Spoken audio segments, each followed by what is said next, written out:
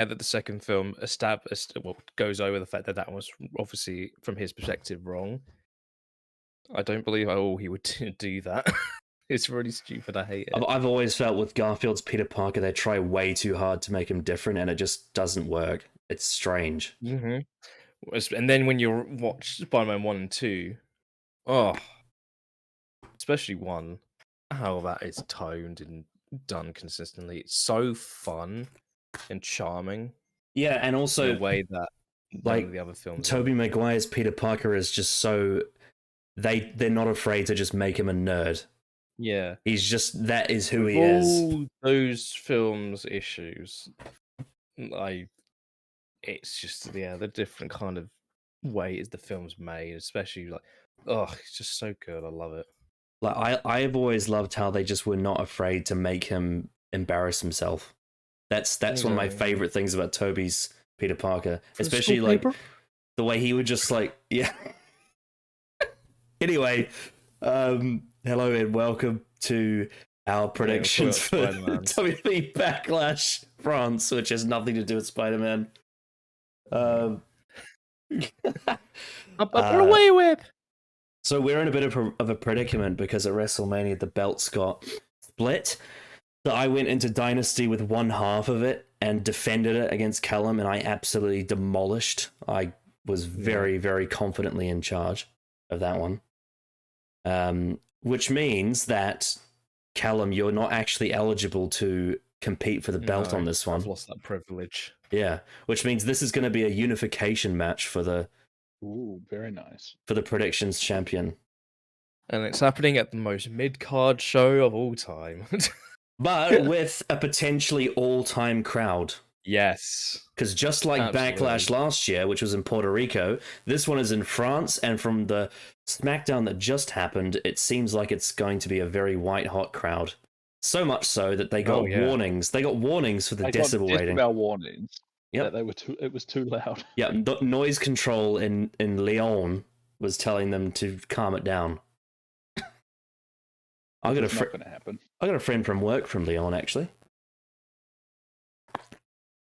His name is Florian Thorel.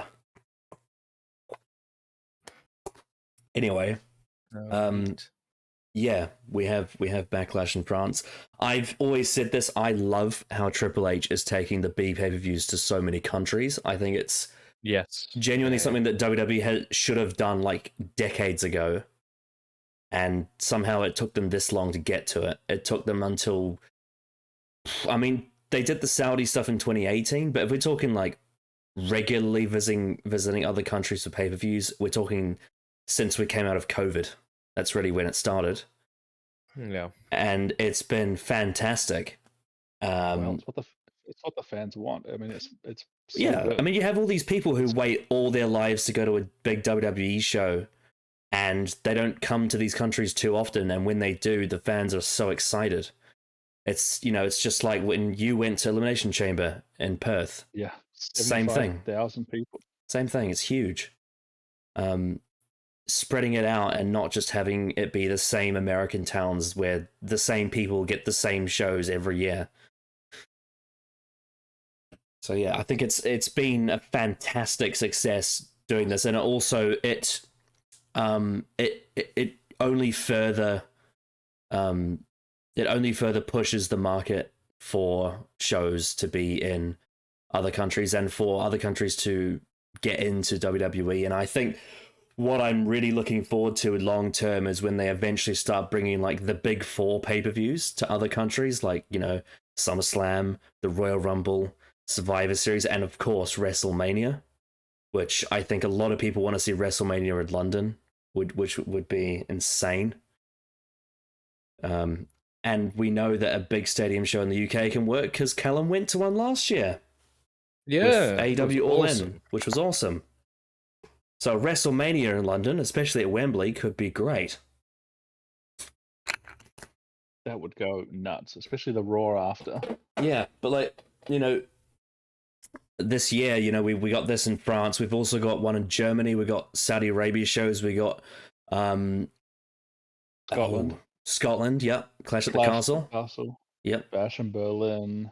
Yep, that's in Germany. You got the King and Queen of the Ring in Saudi Arabia. Yeah, so going all technically around. you got Money in the Bank in Canada.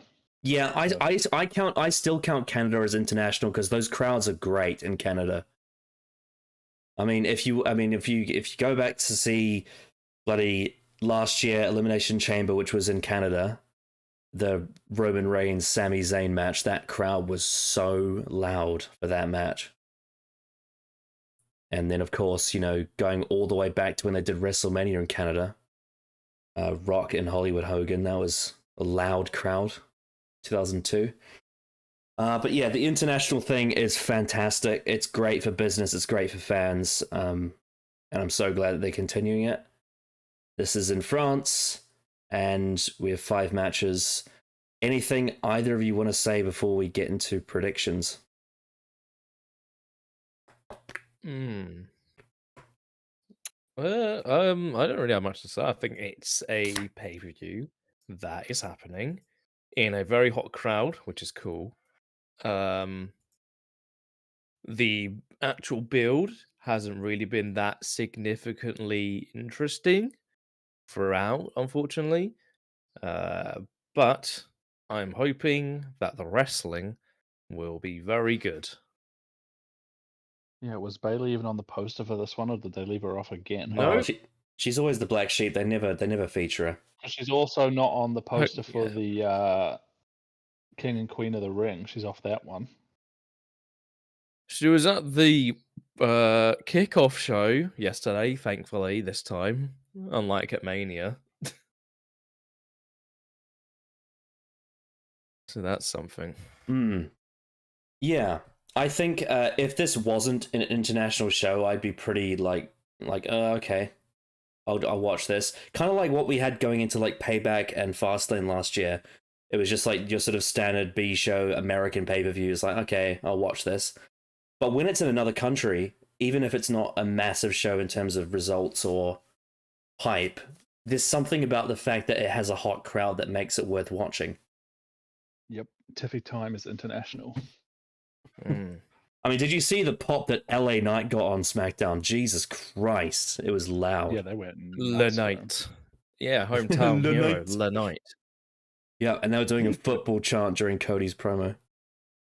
Oh yeah, that was like as someone who goes to a lot loud. Yeah, where he can't hear himself on the mic. As someone who goes to a lot of football games at a very energetic stadium, that was very akin to that kind of atmosphere, and it was it's awesome. that kind of atmosphere where you look in the crowd and you can see it. You can actually visually see the crowd reacting. Well, another thing I loved about it that you pointed out, Callum, is that like when people are cutting promos, they actually listen. They actually listen to what you're saying. Like I noticed it straight away from listening to a clip of Knight's promo after his match. Like it was like silent, but then obviously they would all react to the cues that they should be joining in, and it was really cool. Like it was like you instantly heard it. It was like weirdly polite, is the word I would use. Yeah.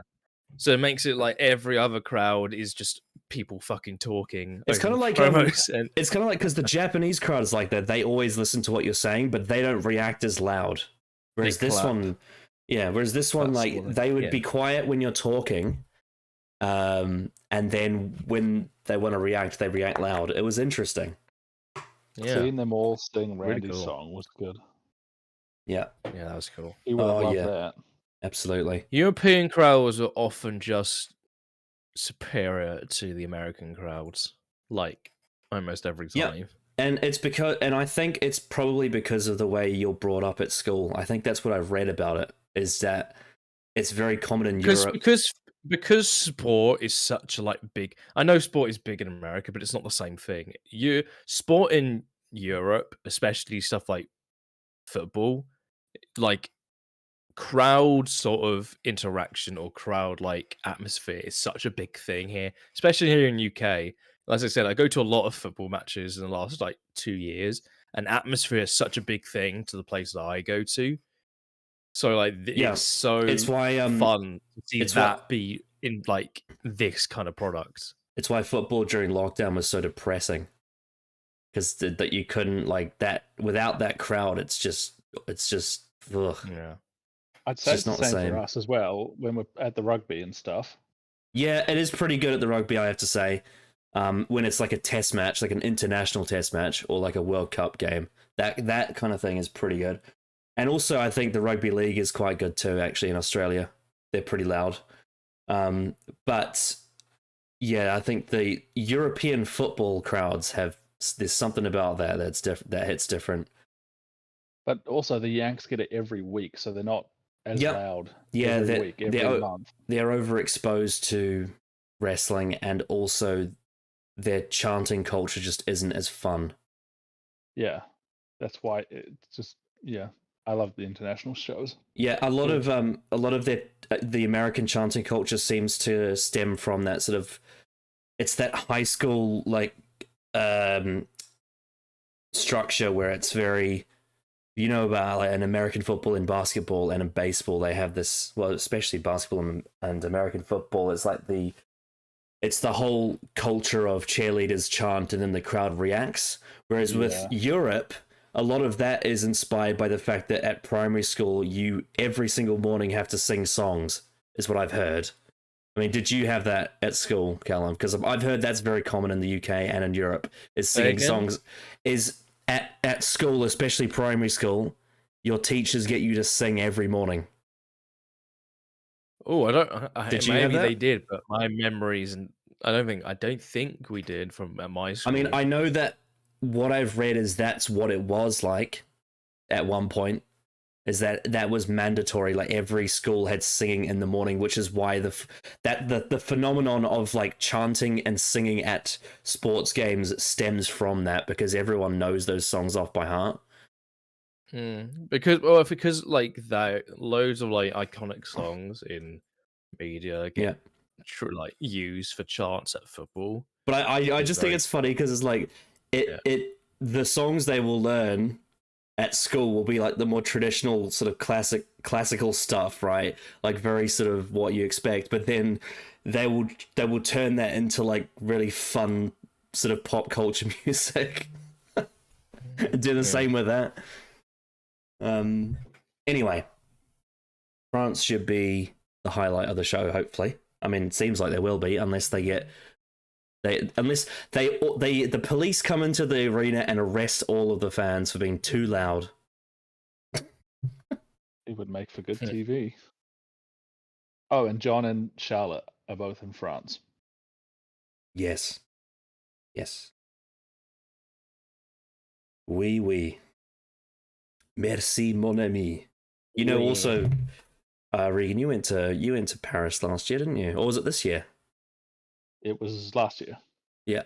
You FaceTimed you from the Eiffel Tower. Yeah, you FaceTimed me from the Eiffel Tower. I was like, what the hell? It was like 11 p.m. at night where I was, as my house was having a party, and then you just FaceTime me and you're like, hey, I'm at the top of the Eiffel Tower. I had to. Yeah. We've been there. Callum, you wouldn't understand that, Callum, because you were a PlayStation kid, but on the Xbox, which both Regan and I had, the console came with a game called Midtown Madness 3, and it had Paris as one of the cities in it. The other one was Washington, D.C. So we have a very special, fond connection to Paris, France. But it's also like not only for the geography of it, but when you play the game, like characters speak in French. So I learned a lot of French words playing that game. And then my dad knew what the words meant. Of course he did. Or Steve did. Yep, of course he did. Taxi driver, can you take me to the Arc de Triomphe? Oh, what was it like the when the police catch one of the Frenchmen, he's like, Sacre bleu!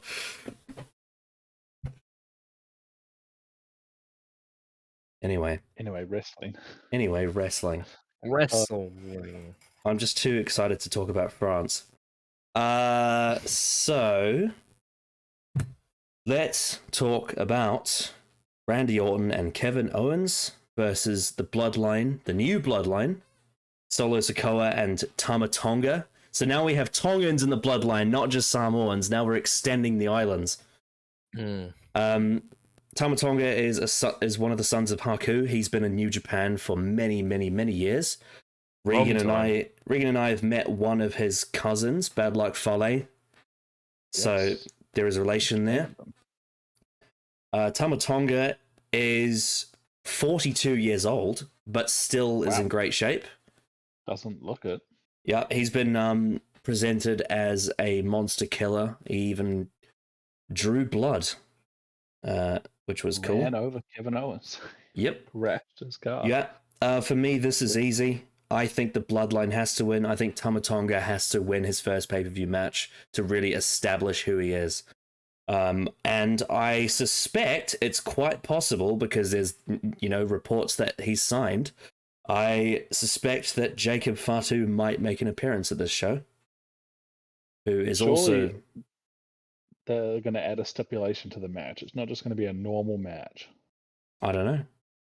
With all the blood and everything, the backstage brawl on SmackDown. I mean, I don't know. It's a good question. Hopefully they'll add some sort of stipulation. But whether Jacob Fatu turns up or not, I still think the Bloodline's going to win. That's my prediction. Yeah. What do you think, Regan? Yeah, they have to. After watching Raw and SmackDown, I mean, Kevin and Randy can afford to take an L. The new guy has to. I mean, Solo never wins, but they can't have Tama Tonga lose on his first match. Yeah, you got to establish who he is. Otherwise, what's the point? Yeah, and also you got to make the new bloodline look strong, so that when the old bloodline comes back, like Roman Reigns specifically, and they're all babyface, and then maybe The Rock and maybe Jey Uso gets involved. When they're all feuding with each other, potentially at War Games, maybe. That could be been seen, yeah. Yeah. In November. Roman, Jimmy, and Jay versus the other people. Yeah, well, you know that Dwayne is not going to do a War Games match, isn't he? No. he ain't getting enough money for that. Something I pitched to the last Survivor Series that they didn't do, but I would like to see, is a mixed tag War Games match. It's having men and women in the same match. I don't think they'll do it, but I think it could be a good idea. I wanted to them, how the Judgment Day was in the War Games match at Survivor Series. I wanted to see them have Rhea Ripley on their team and have one woman on the other team. Oh, that would have been good. Yeah, but they don't like doing intergender stuff, so.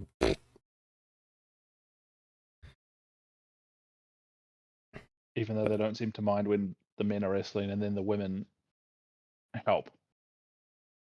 Like with the LWO and the other guys. Yeah. Oh, well. Yeah, no, Bloodline to win. Yep. Sensible. Are you looking forward to this match, Callum?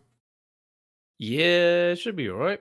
Yeah. Have you seen much of Tama Tonga at all? No, not. I've known about him for years, but I because I'm not an avid watcher of New Japan, I've not really seen him wrestle. Whenever I see tweets about him that he's just kind of okay, average at best. I remember for many years. But yeah, this match was probably going to be getting good reactions.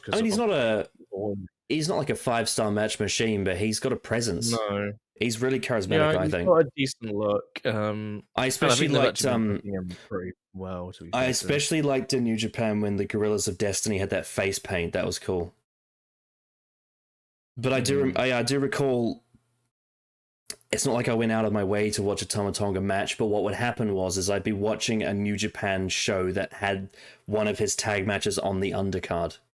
So I do remember him. And his brother, Tangaloa, was Camacho, so Hunico's biker. That's a weird bit of trivia, but his brother played a Mexican biker in 2011.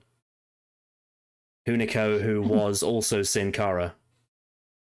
That was such a... What was Vince thinking? I mean, to be fair, he made Yokozuna a fucking sumo wrestler, so there you go. Saudi wanted him. Yeah, even though he's dead. There's a picture I saw on Twitter of Yokozuna holding Solo Sikoa when he was a kid.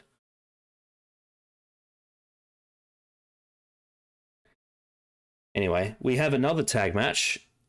We have for the Women's Tag Team Championship, something that hasn't happened in a while, I feel. Since probably, I want to say it was maybe since Ronda Rousey was still in the company. The Kabuki Warriors versus Bianca Belair and Jade Cargill. Well, Jade and Bianca are booked very strong. And I think out of the 5 matches, this is the one I'm the least certain on the outcome. What I've decided to do is I'm going with Bianca and Jade to win, but I'm making this my Androzani pick because I'm uncertain.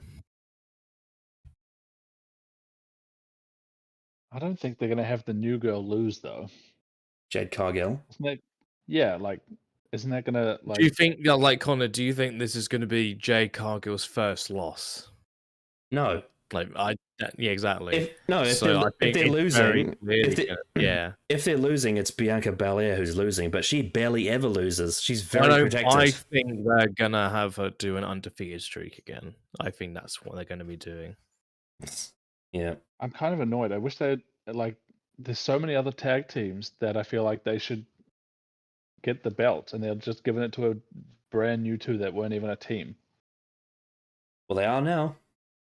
So yeah, they've been a team since Mania. I suspect they might be doing this because of they want Jade to grow as an in-ring performer, and having a tag with Bianca Belair. Yeah, and eventually they will have a feud with each other. So that's the sort of idea of them. Yeah, building toward that eventually. You know, as someone who's been an avid watcher of AEW, Jade Cargill's a natural heel.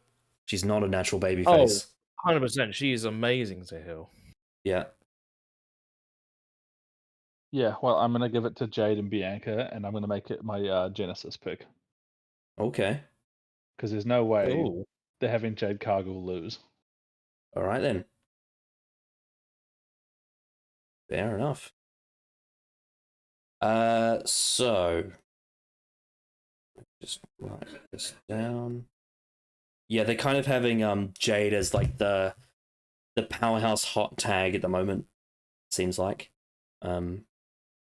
Which works for her. But yes, I think they have big plans in the future, but they're just not right now. I think the main event scene is too cluttered for Jade Cargill to enter at the moment. But eventually she will get there. How long have the Kabuki Warriors had the tag belts? It feels like it's been a while. That's a very good question. Was it like just before January? Or was it probably before February? Let's see then. It was near the start of the year. I want to say they were the champions going into the Royal Rumble. Surely. I feel like you might be right. Women's tag team titles. Let's see. January 26th. Yeah. Yeah, that makes sense. What was that? The week before the Rumble? Yeah, approximately. Days before the Rumble. Yeah, it was probably on the SmackDown, I guess. Oh yeah, because they beat. I can't even remember who they beat. I'm not gonna lie. Katana Chance and Caden Carter. That's who they beat. That's right. Yep. Yeah, they beat the Party Girls before the Rumble. Yeah, the Party Girls who were called up from NXT and have generic Def Rebel music. And they haven't been seen since. Oh yeah, should we talk about something that's happened since WrestleMania? Should we talk about the Def Rebel stuff? That's been fucking hilarious. Yeah. Hopefully they get in the boot. I watched a video essay. So much happened. I watched a video essay explaining who Def Rebel is and why they're so shit. Apparently, they're actually, before being music producers, they're actually lawyers. That's their primary job. And then they thought they could just make music. Well, they are music producers, but that's not their actual job. Their job title is as a lawyer, and they are hired to make music by WWE.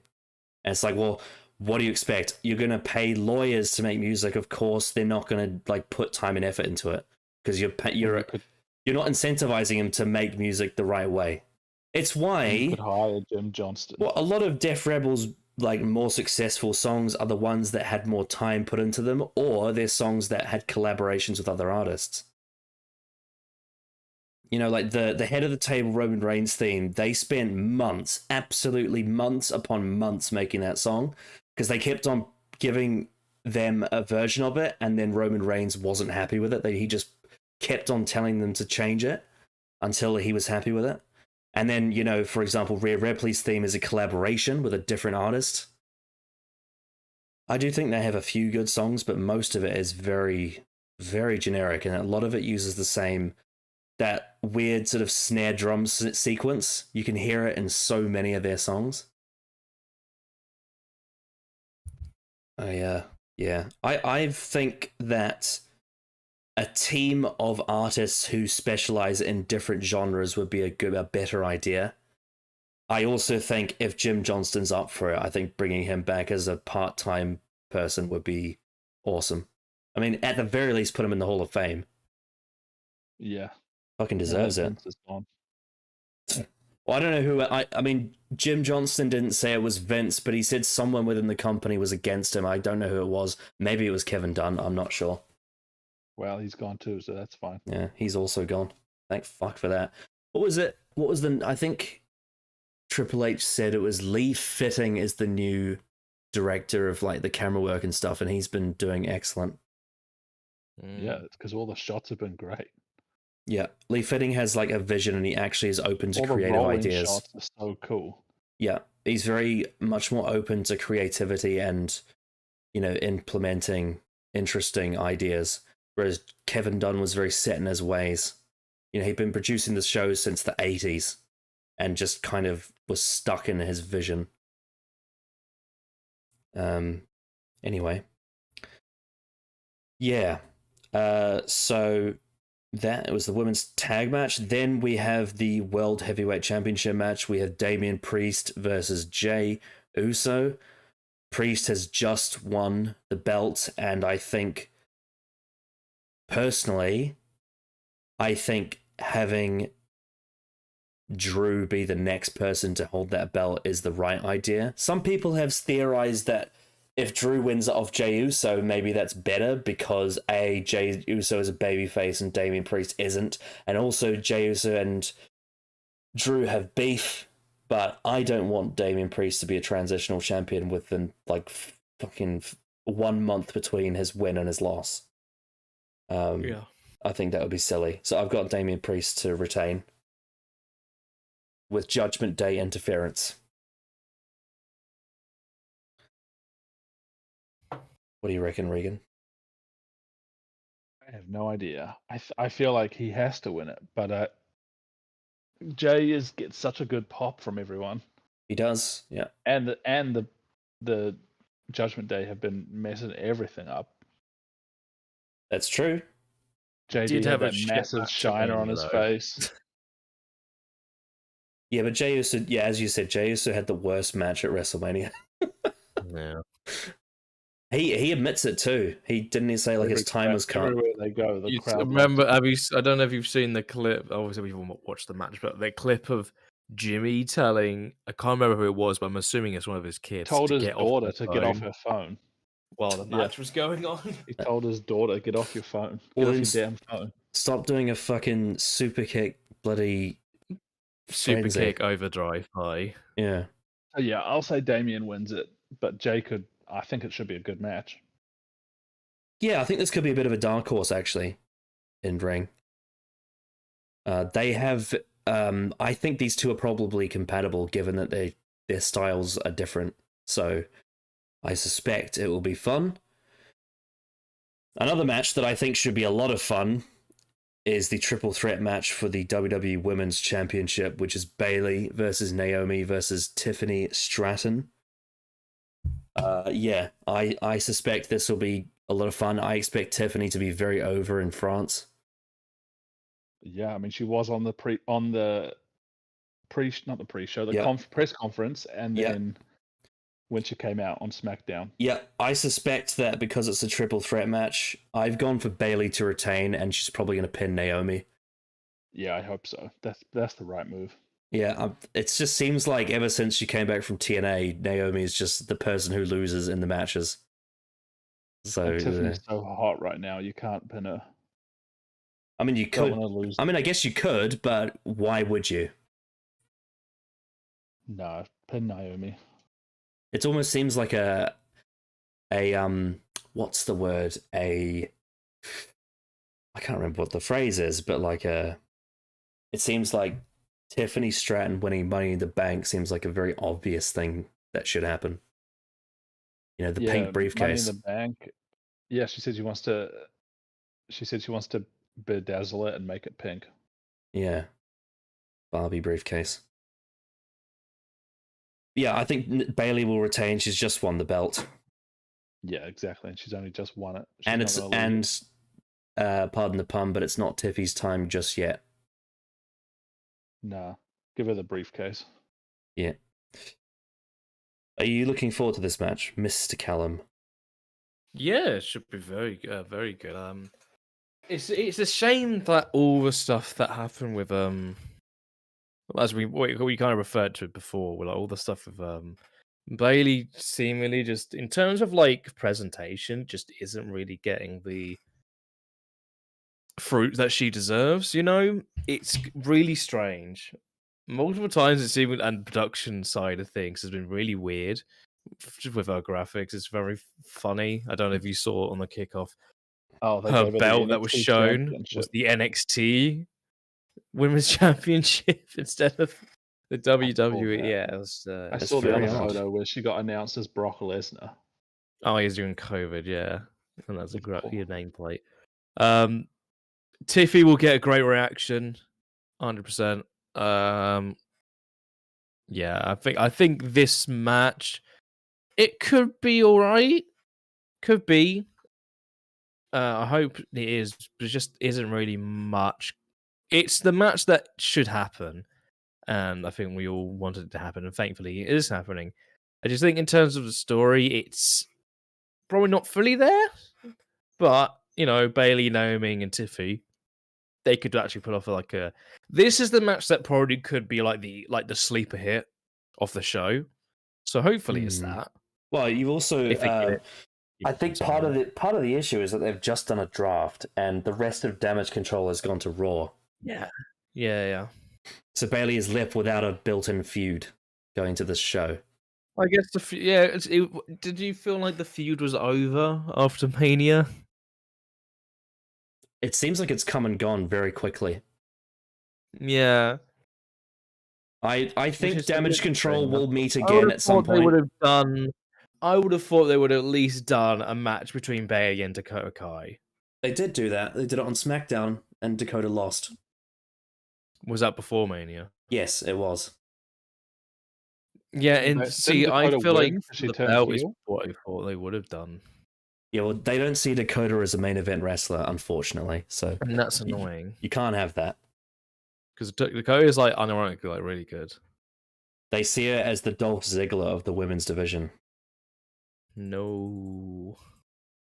Yeah, but Dolph Ziggler is like washed. So I watched his cash in yesterday, and the comments had turned off for obvious reasons.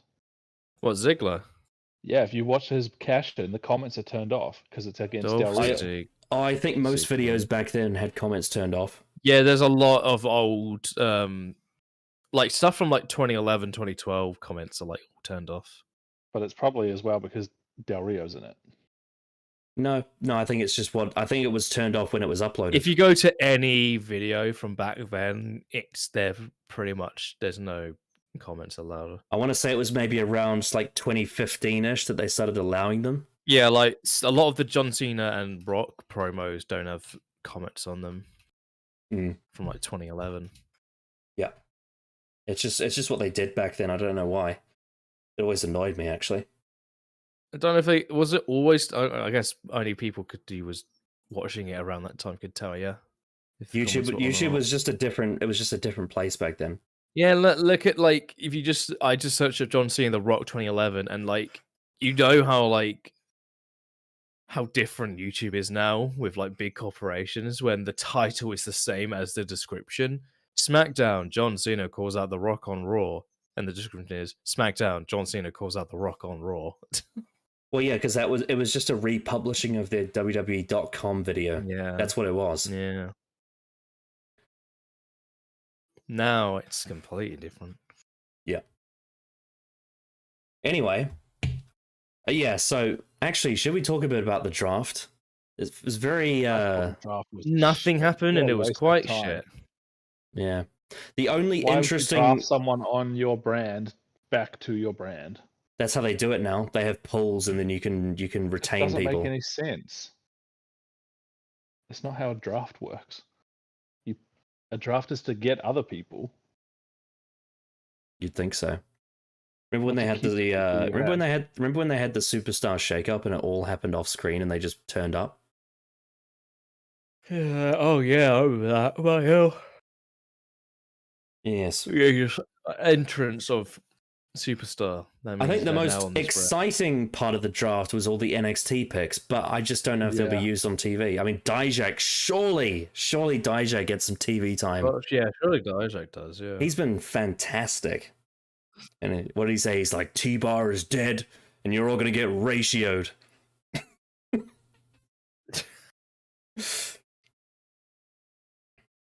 Yeah. Yeah, what's the point of a draft when after a couple of weeks they'll just be on the other show for no reason? Yeah, I mean, they used to have the draft lottery back in the day, like in 2004 to 2011 is when they did the lottery format, and it was like a random superstar would get drafted as opposed to they would choose one. I would say the only good thing about the draft as well was seeing like all the legends. Teddy Long, player. I think the best drafts are the ones where it's brand new, so like 2002 and 2016, for example, because they actually were just starting a brand split from scratch.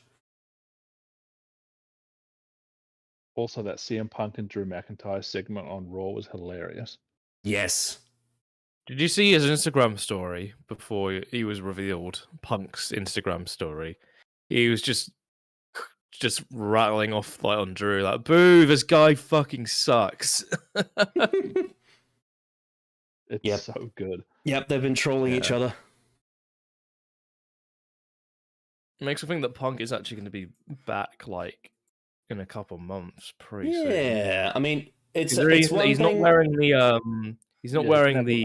protective brace anymore. It's one thing not to be injured; it's another thing to be ready to wrestle. We will see. But then again, Seth Rollins wrestled with a fucked leg 2 nights in a row. So there you go. Yeah, he just re-signed as well. Yeah, they're doing a lot of that now. They're doing a lot of re-signings. Drew has officially re-signed. Seth's re-signed. I think Becky Lynch has as well, if I'm not mistaken. Yeah. I saw some people on Twitter that had made like Tyler White is all elite, and then someone's like, "Lol, look at you idiots." You mean Tyler Black? Sorry. Tyler White is from LPW. You knew what I meant. Oh, no, not Ben Lewis. Ben Lewis is all elite. No, that's not going to happen. Seth Rollins has talked too much shit about them. I just don't think he would ever turn his back on WWE. Oh, I mean, certainly not Triple H. Maybe if it was still Vince, he would consider it. To be fair, Seth was always just so vocally pro WWE. Like even in like 2018. Yeah, he was. But I mean, let's say Vince was exposed as a sex trafficker and he was still there. True. Yeah, then he might leave. I just wish they would change his name back just to Seth Rollins. Yeah, well, you don't like calling him freaking Rollins. No, I watched his cash in the other day, and then when he wins and she just says his name, I'm like, oh yeah, that's much better. You don't need to have the freaking in there. Yeah, well, Vince loved his nicknames. It'd be kind of cringe even if they could say fucking. Well, it's a play on the fact that people used to say Dean fucking Ambrose. That's where it comes from. Really? Yeah. Dean fucking Ambrose, the Titty Master. But surely Seth likes That was a Dean, so sign. why That is was a he sign doing in the that? crowd that said Dean fucking Ambrose, the Titty Master. And it had that picture of him with his tongue out.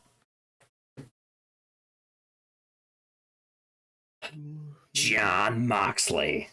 He's the IWGP Heavyweight Champion now. That's crazy. Oh, yeah, I saw that. They were like, and the Shield were only not Yeah, champions for he's like probably 2 days or something. he's probably going to go into Forbidden Door as New Japan's champion, which is insane. I imagine that's the idea, yeah. Mm. So we might actually see a major title change on that show. Anyway, let's talk about Homelander versus Flat Earth Jack's daddy. I mean, do you think the reason why AJ Styles has gotten so jacked is because if you want to lift big weights, you have to wear flat shoes, and because he's standing on flat Earth, then he's able to lift big weights? The gay community. They probably love him. I'm not a flat earther. I just think there's some. What does he say? There's some things there's some things about it that make sense, and I just think you can't handle it. Idiot. They've played off a bit the fact that these two were in the Bullet Club as well. I've noticed. Well, yeah, they did the too sweet thing on Raw, and then on SmackDown they did too sweet, and then AJ smacked him in the face with it. Yeah. It's fascinating because they're probably not going to go deep into it because of the fact that it's not in WWE, but it's interesting because Cody joined the Bullet Club very soon after AJ left it. There was a period of time in 2016 where they were both in WWE when Cody was Stardust. Still, because at WrestleMania, AJ shit on him for that as well. WrestleMania 32, Cody was still Stardust, and AJ was against Jericho on that show. Fucking hate that show. But did you see that on SmackDown when he made fun of him for being Stardust? Yes, I did. I did remember that. Oh god! But they were like two passing ships in the night.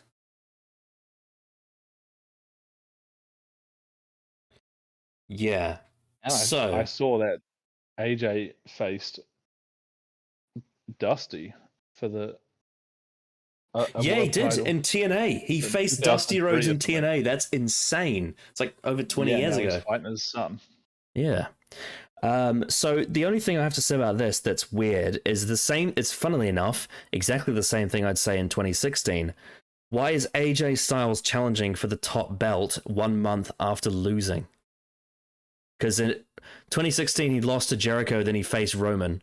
And now here, he lost to LA Knight. He won a number one contenders match. He won two matches. He won a triple threat and then beat LA Knight. Why was he in contendership to be a number one contender when he lost his big pay-per-view match? Because he's phenomenal. Phenomenal. Yeah, he's a big Jack boy. He is a big Jack boy. He's a pit bull. Two Georgia boys. They are, aren't they? Yeah, you're right. Born and raised in the USA. Oh yeah, that's another thing. Fucking Def Rebel. Jesus Christ. AJ Styles theme. Oh dear. Yeah, the other one was annoying because I just heard it so much, but just give him that one again, it's fine. Just give him one of his TNA themes back. I know he doesn't want it, but I do. Well, why don't you send him a tweet? It doesn't have to be his classic one. It can be his one that he had like near the end. The darker one. Because I know he's sick of I Am. He hates that song because he came out to it like every week for 10 years. I am, get ready to fly. Yeah, I think this one's pretty obvious. Cody Rhodes is going to retain the title, and this is my Genesis pick.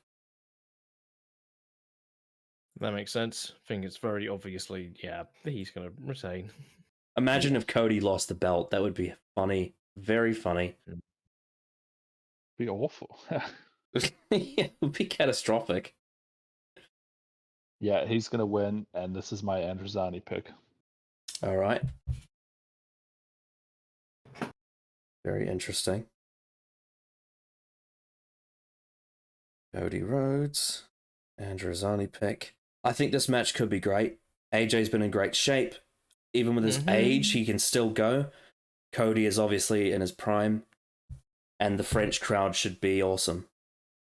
Yeah, I expect this to be a very good main event, but predictable. Definitely a predictable match. That's fine. Yeah.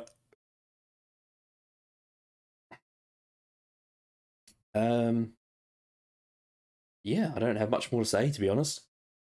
Yeah, it's a very literally what's probably gonna be the highlight of the show will be the crowd. I think so, yeah. Do you think, because last year at Backlash we had Puerto Ricans come out, do you think we'll see French wrestlers come out? Like La Resistance, for example? Probably not. Maybe not. Surely, maybe something. Surely Rene Dupree does a run-in. Rene Dupree. Yeah. Rene Dupree. Surely that guy's still not around, is he? He is 40 years old. And I mean, it's crazy to think as in, about when he was like wrestling. super young. I mean, technically, he's actually from Canada. He's not even French. Well, right now it says he's currently signed to Pro Wrestling Noah. Yeah, in Japan. But I mean, Shinsuke Nakamura wrestled there like last year.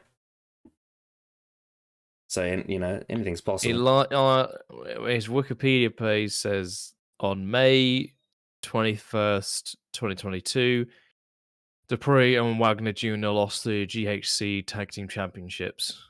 Mm-hmm. So I guess there's not very much going on right now. Sylvain Grenier is retired. He's 47. And Rob Conway is 49 and retired. Also, Rob Conway is American. He's from fucking Kentucky. I mean, it's fine. They've got Kevin Owens. He's French. I suppose technically he is, yes. He was speaking French on the press conference. Yeah, apparently he's you wouldn't know it, but apparently he's English second language. Kevin Owens. Well, because he's from French Canadian. Yes, he's from Merivale, Quebec. What about Sylvester Lefort, the NXT alumni? He had that one takeover match with Enzo. Enzo Amore. Yeah. He bought tickets to like come in, and he got on the camera or something, and then they just threw him straight out. You know what would have actually worked? I know technically it's not WrestleMania, but they could have put the Andre the Giant Memorial Battle Royal in this show because he's from France.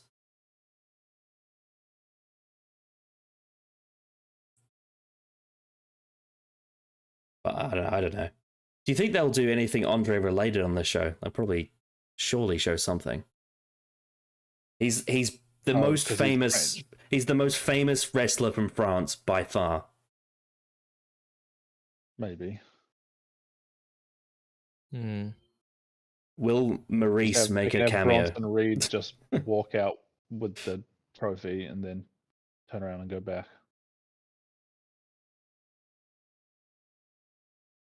I genuinely wouldn't be surprised if they got La Resistance, or at least some of them, to appear. It wouldn't surprise me. They can show a clip from The Princess Bride.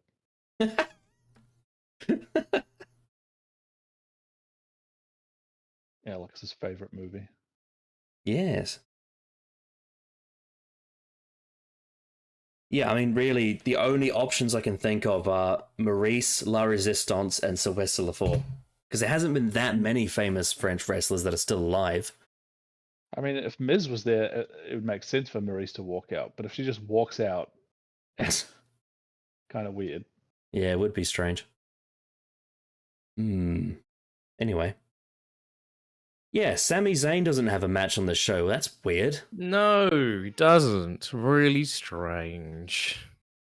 Yeah, I mean, he had that good match. I actually was like shocked when I looked up the Wikipedia like match card, and I was like, "Why is there no Sami Zayn versus Chad Gable?" Yeah, big Bronson Reed. Apparently, I heard this sounds awesome. So they did a live event in Vienna, Austria, And they redid Gunther versus Chad Gable again, but this time Chad Gable was the heel and Gunther was the babyface. Wow, because it was his hometown. Yeah, and also Chad Gable's a heel now too. Wow, yeah. So technically, it was a heel versus heel match, but hometown person got cheered. A bit like Rhea Ripley versus Nia Jax, actually, because that was also heel versus heel. But Ripley was the hometown person. Yeah, anyway. I like this stuff that's happening with the IC title.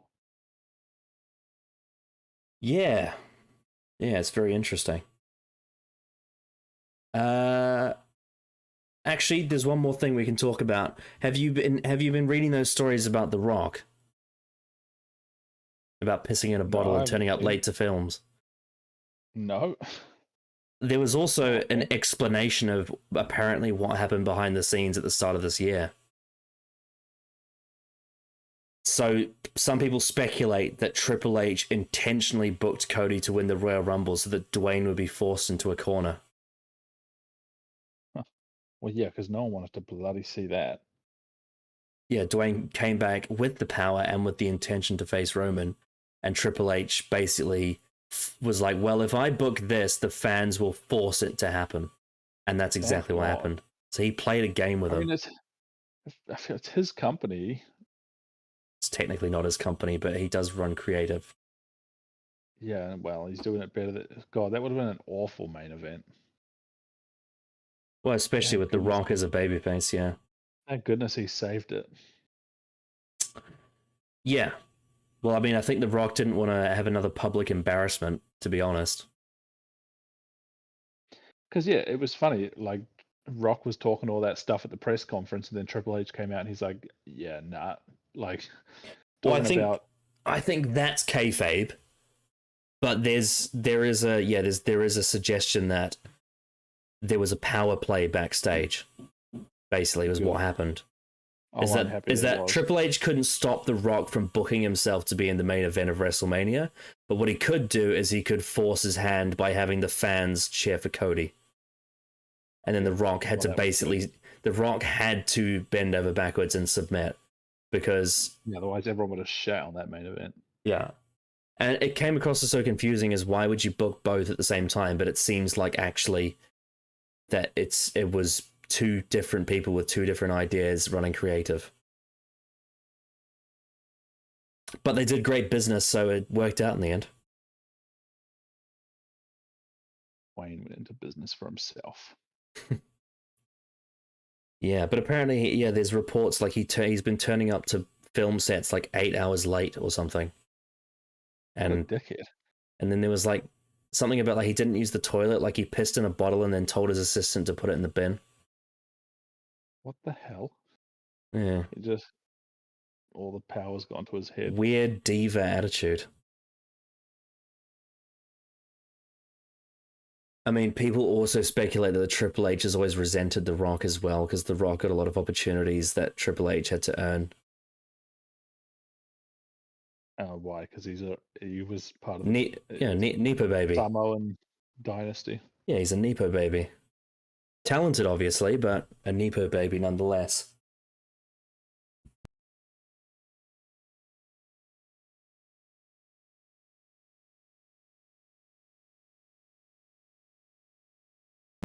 Oh shit, is my microphone? Yeah, it is working now. Yeah, Triple H had to pay his dues, if you know what I mean. Especially with the curtain call. It's alright, he just married the boss's wife. Boss's daughter. Boss's wife. The boss's ex-wife was at WrestleMania. Actually, no, technically it's the ex-boss's ex-wife, because Vince isn't in charge. And he's put up all of his shares for sale. Some people think he's going to start a new company. Some people think he's going to do like Epstein Island 2 or something. Wouldn't surprise me. Maybe he donates $2 billion to Trump so he can win the election.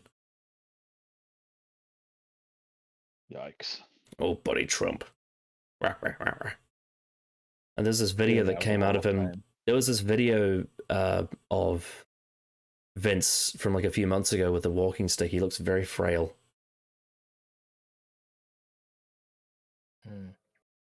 Losing all of his life force because he's not in their company anymore. Yeah. Just like Bigsy. It's also because he had spine surgery and he's nearly 80 years old.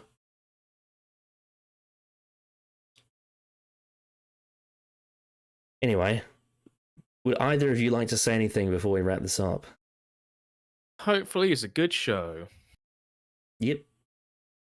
Just a fun, cool show, hopefully. Yeah, and we get another Prime bottle on the floor. Oh, yeah. Oh, yeah, I forgot that's on every pay-per-view. Yeah, it's going to be weird now because now Logan Paul's not actually on the show and it's just Prime sponsorship. Yeah.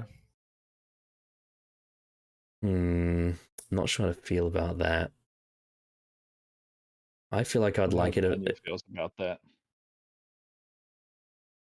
I mean, Daniel is just surprised by everything that wrestling does these days. He's just like, every time I mention, oh, this celebrity was on it, he's just like, I don't believe you, and then I show him.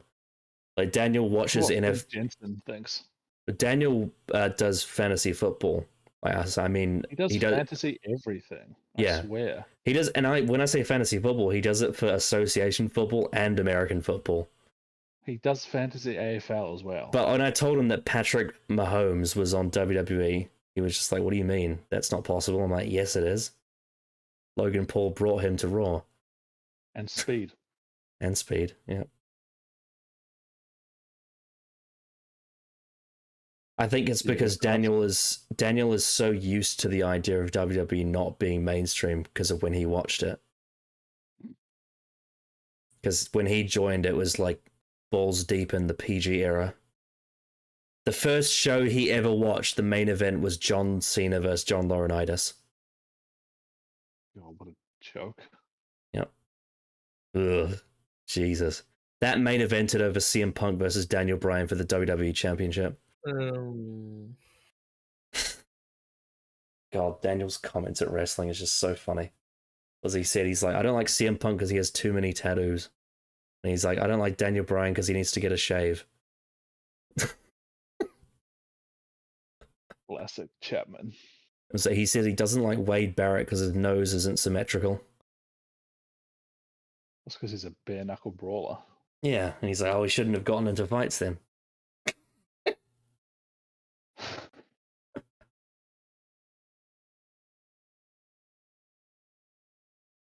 And what was it when he watched LWO versus LDF at WrestleMania? He wanted the heel team to win because in their entrances they smiled. Oh my God, Daniel!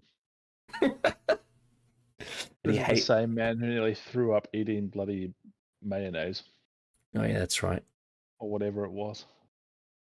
Yeah, and he hates Sami Zayn because he's ginger and he wears a cheese cutter hat. Oh my! You can't say this stuff. He's got the best takes. Yeah, the fact that his favorite wrestler turned out to be a horrible person is hilarious. There was I saw a clip of Alberto Del Dipshit at Triple Mania, and he looks like he's in terrible shape.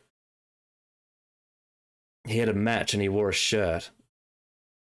It was that bad. He doesn't care anymore. He just he's old and he's out of shape, and he's been a commentator recently. I think that's the reason why he's not been working out.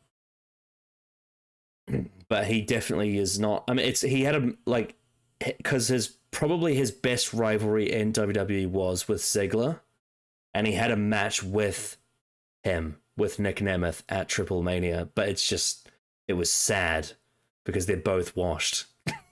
I mean, most people are still booking him after all this stuff. Yeah, he's not a good person. Yeah, who would be booking him? AAA, apparently. I mean, they're desperate for attention after their partnership with AEW ended. Because AEW is with CMLL now, which is the other one.